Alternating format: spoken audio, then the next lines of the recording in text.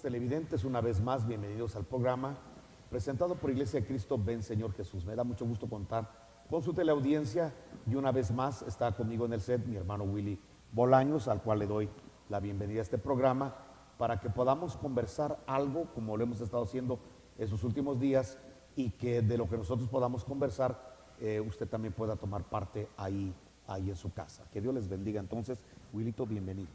Gracias, amado pastor. Agradecido con el Señor de estar compartiendo nuevamente con usted y de ser un instrumento para que nuestra teleaudiencia vaya conociendo más de la palabra del Señor. En Génesis 12:1 se nos habla de un siervo del Señor, alguien que para mí ha traído mucha bendición. Estamos hablando específicamente de Abraham en ese momento, ¿verdad? Porque no había. Por cierto, hermano Willy, perdón que lo interrumpa, Abraham es el único hombre en toda la Biblia que se llamó amigo de Dios. No hay otro al cual se le haya llamado amigo de Dios. O sea, la relación, la intimidad que llegó a tener Abraham con Dios fue impresionante, que es el único llamado amigo de Dios. Son una de las cosas que como le comentaba anteriormente, me impresionan y me bendicen mucho de este siervo del Señor. Pero para llegar a ser llamado amigo de Dios, para llegar a ser llamado el padre de la fe, obviamente tuvo que pasar por procesos, como todos nosotros. Y como nos dice la Biblia que todo lo que pasó en el Antiguo Testamento es como una figura para lo que nosotros tenemos que vivir ahora como iglesia, quisiera que con la ayuda del Señor fuéramos viendo desde el llamamiento que Dios le hace a Abraham y de cómo esto puede servir como figura para nosotros ahora y poder ponerlo en práctica para llegar a ser amigos de Dios, porque ¿quién no quiere llegar a ser llamado amigo de Dios? Y vemos en Génesis 12:1 por la palabra que dice: pero Jehová había dicho a Abraham, vete de tu tierra y de tu parentela y de la casa de tu padre a la tierra que te mostraré. Vemos aquí, amado hermano, a la luz de la palabra que Lot tiene que dejar su tierra, tiene que dejar su parentela. Pero lo leemos tan fácilmente, pero creo que para en sí la persona no es tan fácil dejar su tierra, su parentela, ya que ya tiene hecha una vida, ya tiene hecha amistades, ya tiene hecho un círculo social alrededor de él.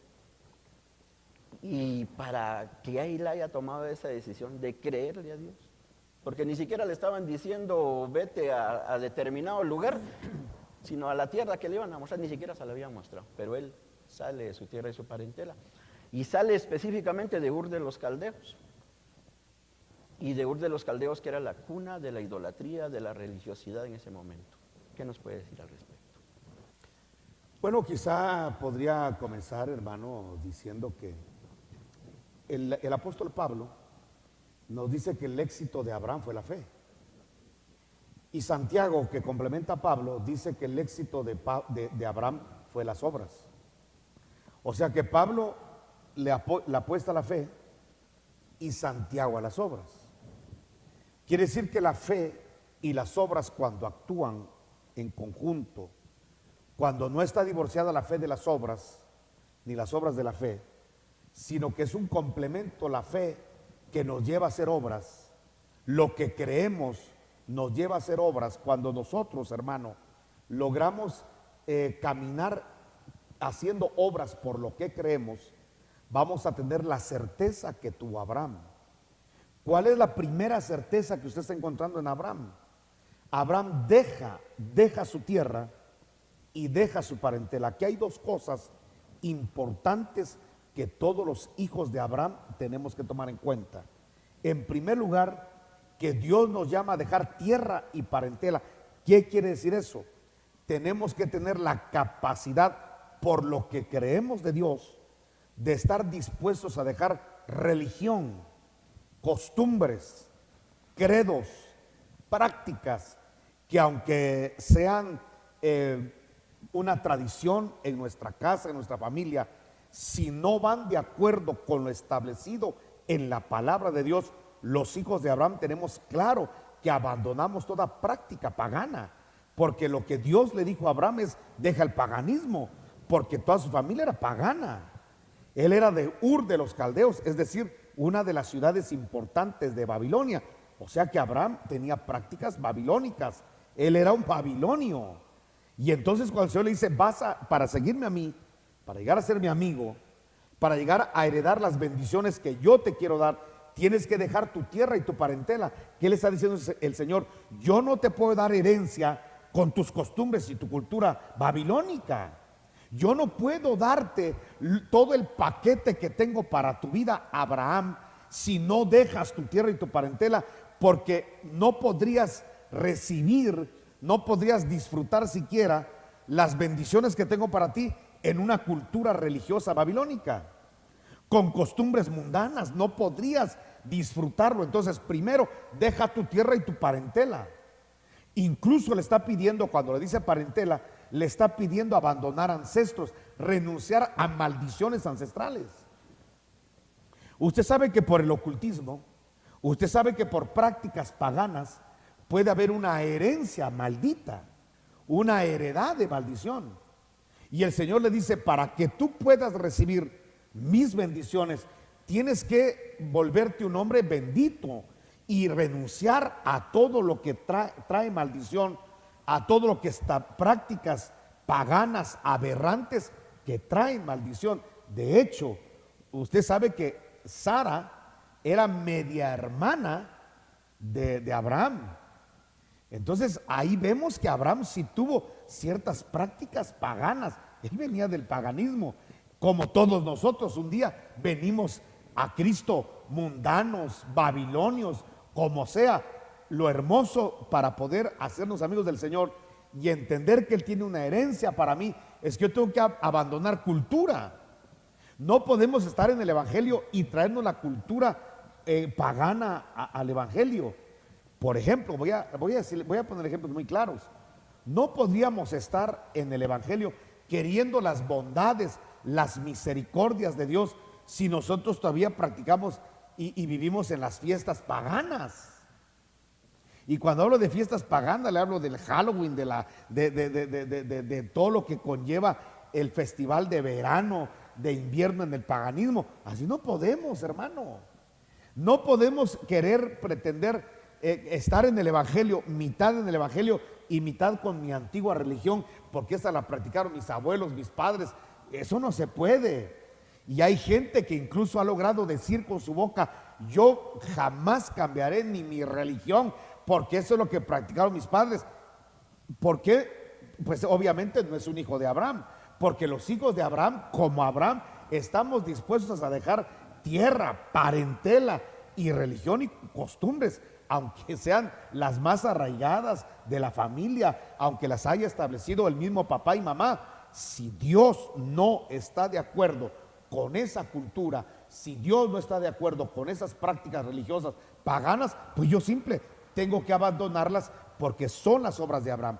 ¿Cómo puedo decirle a Dios: yo soy hijo de Abraham? Muy fácil, haciendo las obras de Abraham. Amén. Vemos de que él sale de su tierra y su parentela y le cree a Dios, pero juntamente con él se lleva a su tío, hablando de Lot. Al sobrino. Al sobrino, hablando de Lot. Y nos habla la escritura en Génesis 13:1. Dice: subió pues Abraham a Egipto hacia el Negev, él y su mujer, y con todo lo que tenía, y con él Lot. Se trae a Lot. Pero en cierto pasaje de la vida, Abraham tiene que decirle a Lot, por ciertas divergencias que habían entre sus propios pastores, de los rebaños de Lot, de los rebaños de Abraham, en que había mucho conflicto, y le tiene que decir a Lot: si tú te vas para un lado, yo me voy para el otro, y escoge tú, y se deshace de Lot.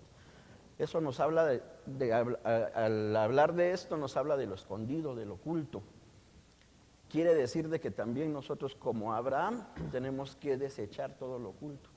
Hablando de pecados ocultos. Lo que pasa es que Lot significa oculto, lo escondido. Así es. Entonces, cuando la Biblia dice que Abraham se separa de Lot, está prácticamente diciendo: se separó de lo escondido, de lo oculto. como que el Señor nos está invitando a través de Abraham, de las obras de Abraham, a que nosotros abandonemos toda práctica oculta. Y si hay una práctica oculta que no puede ser pública, es porque es vergonzosa, es porque lleva maldad, lleva malicia, es porque es pecado. Quizá uno de los ejemplos más claros que tenemos en la Escritura de pecados ocultos lo tenemos en Acán. Acán recibió la orden con todos los israelitas de no tocar absolutamente nada del botín que había en Jericó. Lamentablemente, Acán codició un lingote de oro, plata, mantos babilónicos que habían por ahí y los fue a esconder a su tienda. Como que eso lo iba a hacer rico, como que eso lo iba a hacer a él millonario. Y eso trajo anatema, la maldición y la destrucción de su casa, de su familia entera, por haber escondido algo indebido. Cuando se hizo el requerimiento, ¿quién de ustedes tiene anatema? Él lo negó. Lo peor que podemos hacer los hombres es haber pecado delante de Jehová, delante de aquel que tiene los ojos como llamas de fuego, y todavía negar el pecado, y todavía negar que hemos cometido un acto ilegal delante del Señor, como le pasó a Ananías y Zafira. Ananías y Zafira niegan estar sustrayendo ilícitamente de la ofrenda, y obviamente cayeron fulminados. ¿Por qué? Porque Dios no se complace en los pecados ocultos. Una de las prácticas que tenía el sacrificio, los holocaustos de Jehová, era que al animal primero le quitaban la cabeza, lo degollaban, lo inmolaban. Acto número 2, le quitaban la piel, y ahí el sacerdote, cuando le quitaba la piel, veía las entrañas del animal, porque esas entrañas había que lavarlas y luego quemarlas. ¿Qué nos está diciendo el Señor a través de los sacrificios levíticos? Que después el apóstol Pablo en Romanos 12 nos invita a hacer lo mismo de esos sacrificios, a presentar nuestros cuerpos en sacrificio vivo, santo, agradable al Señor, que es nuestro culto racional. ¿Qué nos está diciendo Pablo y el Señor con esos sacrificios? Que nosotros necesitamos, para poder caminar en Él, para poder recibir sus bendiciones, hermano, quitarnos la hipocresía, esa fachada religiosa hipócrita, y vengamos delante de Él para exponerle nuestras entrañas, para exponerle nuestro interior así como estamos.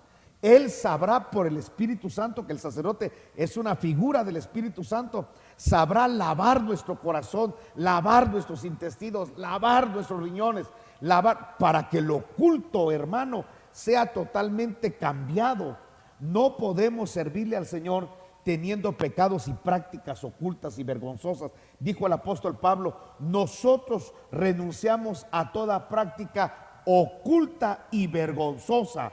¿Por qué? Porque si es oculto y vergonzoso, si no lo podemos testificar, si lo que estamos haciendo no lo podemos testificar, entonces no es agradable a Dios, no va de acuerdo a su palabra, y son las obras que nos están invitando a renunciar, a separarnos, cuando Abraham se separa de Lot, que Lot significa lo oculto. Y es que es tan delicado como se le dice coloquialmente, chinear el pecado, ¿va, pastor? Porque inclusive el no confesar los pecados trae inclusive esta enfermedad. Bueno, David lo dijo, ¿verdad? Mientras callé, mis huesos envejecían, dijo el salmista. Como que padecía de artritis, dolores desde huesos, y todo por causa del pecado. Desde luego, es que el cuerpo reacciona a lo que hay en el interior. Por eso el apóstol Juan dijo: amado, deseo que seas próspero y que tengas salud de cuerpo, así como prospera tu alma. O sea, un alma próspera es la que confiesa el pecado, el que renuncia al pecado, el que se convierte del pecado. Y es que mucha gente piensa de que porque aún no le ha pasado nada, cree él que estar bien con Dios, mientras que está ocultando ciertas prácticas. Lamentablemente le pasó a Sansón. Sansón, que tenía un programa de Dios para llegar a ser el líder importante de Israel, murió en los escombros del templo de Dagón. ¿Y todo por qué? Por lo que usted está diciendo. Jugó con el pecado. Él pecaba y Dios lo respaldaba, porque la Biblia es muy clara que el Espíritu de Dios respaldaba a Sansón. Entonces, él pecaba y Dios lo respaldaba. Él pecaba y Dios lo respaldaba. Entonces, tontamente creyó que ese respaldo era porque Dios disimulaba su pecado o le aplaudía el pecado o Dios se hacía el desentendido del pecado.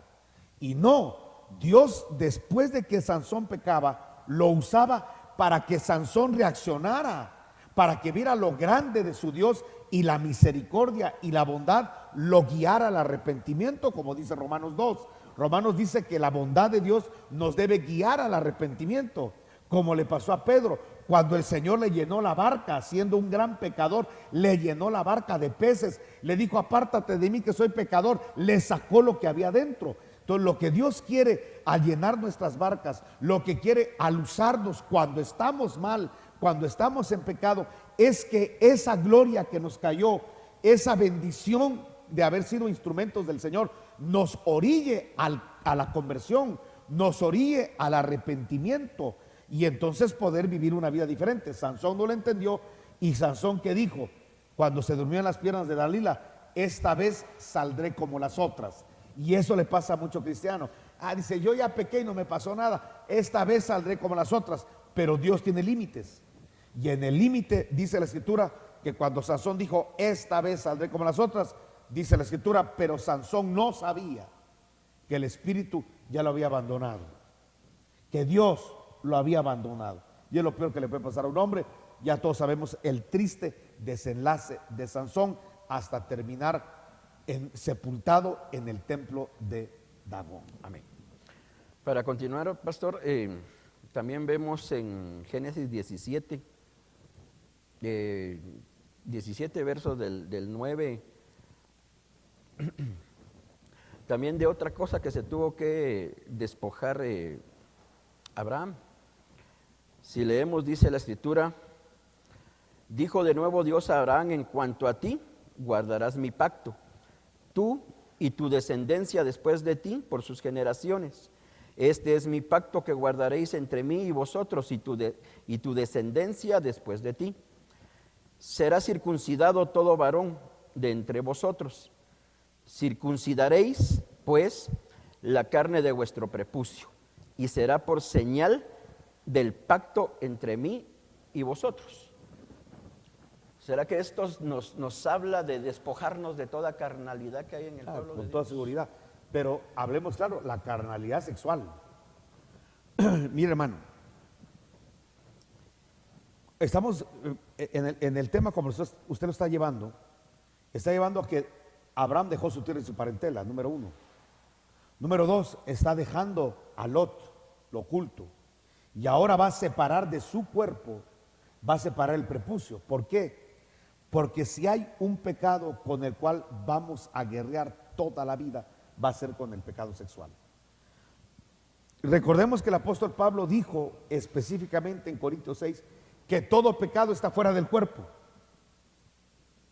pero el que peca de fornicación o pecado sexual, peca contra su propio cuerpo. ¿Qué está diciendo esto? Que cuando nosotros salgamos de este cuerpo, podremos pecar de cualquier forma menos pecado sexual. O sea que el pecado que tenemos ahora en este cuerpo es una batalla de tipo sexual. De hecho, me ha sucedido que hay hermanos que de repente platicando me dicen: pastor, aquella área sexual desapareció. Y de ahí me llaman: hermano, que estoy mal, estoy en pecado, ¿qué pasó? Como que regresó el área. Lo que pasa es que las áreas sexuales son cíclicas. Hay un tiempo de relajamiento, de paz, y un tiempo donde se activa la avidez sexual, la concupiscencia. Bueno, ¿qué tenemos que hacer? La Biblia es muy clara. En el tiempo de paz, armarnos de toda armadura de Dios, para que cuando se active el día malo, el día de la prueba, nos encuentre armados. El problema es que hay muchos cristianos que los encuentra el día malo totalmente desarmados de la armadura de Dios, y por eso, como David, pecan. David es un buen ejemplo cuando dice que en el tiempo en que los reyes salían a la guerra, David decidió quedarse acostado en su cama, y ahí es donde pecó con Betsabé sexualmente. ¿Qué quiere decir esto? Que hay un tiempo en el cual los reyes, o sea, somos reyes y sacerdotes, tenemos que estar en guerra y en guerra sexual. Ahora, ¿cuál es la mejor arma para vencer el pecado sexual? Huir. El apóstol Pablo le dijo a Timoteo: huye de las pasiones juveniles. No le dijo enfréntalas, dijo huye. Hay mucha gente que se cree muy valiente. No, yo voy a pelear. Terminan arrastrados. O sea, hermano, para poder tener eficacia contra los pecados sexuales, lo mejor es huir. Lo mejor es escapar, como lo hizo José. José no se quedó reprendo mientras le quitaban la ropa. Él salió huyendo. Es preferible irte a una cárcel, pero no entrar a una prisión del alma. Acordemos que hay prisiones almáticas. No le dijo Pedro a aquel Simón el mago: veo que tu alma está en prisión de maldad. Es preferible caer como José a una prisión física y no a una interna. ¿Quién sale de esas prisiones? Mire, entrar al pecado de adulterio es muy fácil. ¿Cómo sale? Entrar a un pecado de fornicación es fácil, pero ¿cómo regresa? Por eso lo mejor para enfrentar el pecado sexual es huir. No es enfrentarlo, no es resistirlo, es mejor escapar. Bueno, cuando a Abraham le ordena el Señor: ahora que ya te quitaste a Lot, ahora que ya te quitaste tu tierra y tu parentela, ahora quítate el prepucio. Le está diciendo: hay que tener una administración todos los días de tipo sexual. Se recuerda de Job. Job era un hombre recto, íntegro, pero él dice en la escritura, él nos da la clave: yo hice un pacto con mis ojos para no codiciar a una doncella. Bueno, ahora que, y nótese que en el tiempo de Lot, de Job, es Job, en el tiempo de Job, las mujeres se forraban y todavía codiciaba doncellas, que tenía que hacer un pacto. ¿Qué será ahora? Que andan medio desnudas. ¿Me explico? Entonces la clave está en hacer pacto con los ojos, porque algo que tenemos que entregarle al Señor entonces, y está muy bien prefigurado en la circuncisión, es entregarle el pecado sexual. Y es que el pecado sexual está muy latente en nuestros tiempos. Tengo compañeros que a veces, conocidos, que a veces se acercan para recibir consejería porque están muy arraigado el pecado sexual en este tiempo.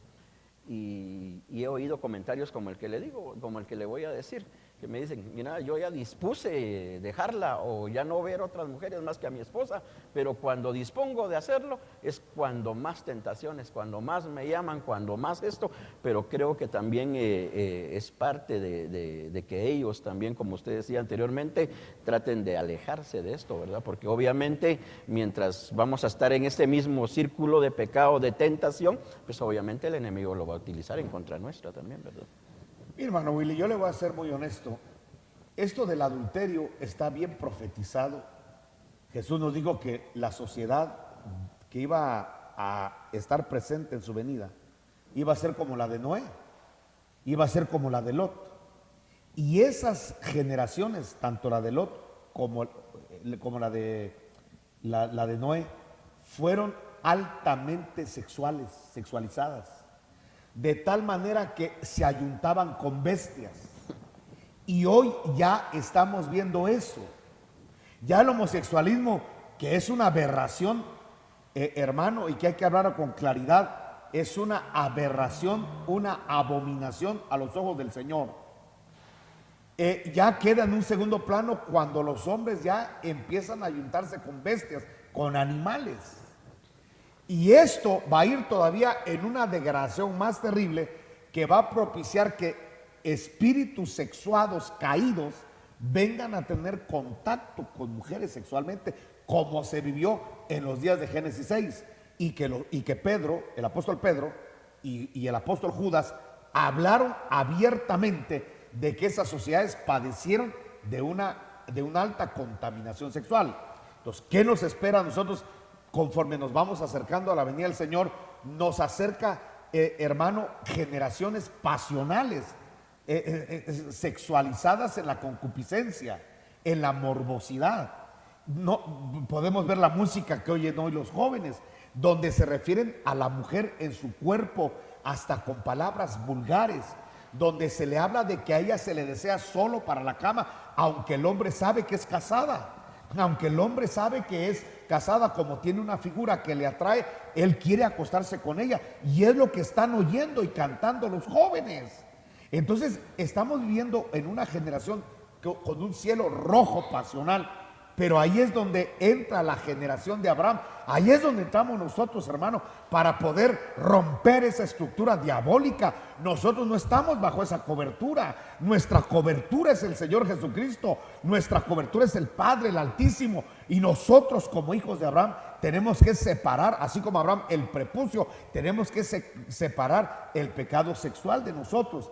Y para eso sería muy bueno que los matrimonios tuvieran una buena salud sexual, que los matrimonios que ya no están activando una vida sexual, que tienen relaciones sexuales, mire, como me dijo una, y eran jóvenes, jovencitos, tenemos 2 años de no tocarnos. Hermano, Corintios 7 es muy claro, Satanás tienta cuando hay incontinencia, cuando la gente no practica, las parejas matrimoniales no practican la vida sexual. Dice Pablo, Corintios 7, que Satanás toma ventaja. Entonces, hermano, sería bueno que todas las parejas que están teniendo problemas, que ya no tienen intimidad, que el líbido sexual se ha ido, que hermanos pudieran pedir ayuda, no guardarse esto. El problema es que hay mucho tabú sexual y las parejas se guardan, hermano Willy, los problemas. Si el hombre ya no tiene una buena salud eréctil, pues tiene que ver qué se hace. Eso tiene solución, todo tiene solución. ¿Para qué? Para que tengamos una buena salud sexual dentro del matrimonio. El gran problema que estoy viendo yo últimamente es que el hombre codicia afuera, la mujer codicia afuera, porque dentro del matrimonio se perdieron los estímulos, se perdió el agrado, la atracción de una buena vida sexual. Pero eso se puede arreglar. Gracias a Dios, en el Señor hay ese tipo de restauraciones y sale porque se dice, el ejemplo que está poniendo, Abraham se separó del prepucio. Tenemos que separarnos del pecado sexual. Mejor arreglar la vida sexual en el matrimonio y no buscar afuera oportunidades que solo van a traer una maldición, van a traer que nos separemos de nuestra gloria, de nuestro Dios, y que tengamos problemas con la familia. Amigo, hermano Wilito, gracias por haber venido. Amigos televidentes, espero que lo que hemos platicado de lo que Abraham se ha separado, usted en su casa puede seguir leyendo la Biblia, de todo lo que Abraham durante toda su vida tuvo que ir dejando en un proceso: tierra, parentela, Lot, prepucio, diezmos, Ismael, Agar, Sara, Isaac, todo lo que tuvo que ir dejando Abraham. Es una vida de estar dejando, de estar entregándole a Dios, entregando a Dios, porque la fe es entregarle a Dios lo que Él nos pida. Que Dios les bendiga.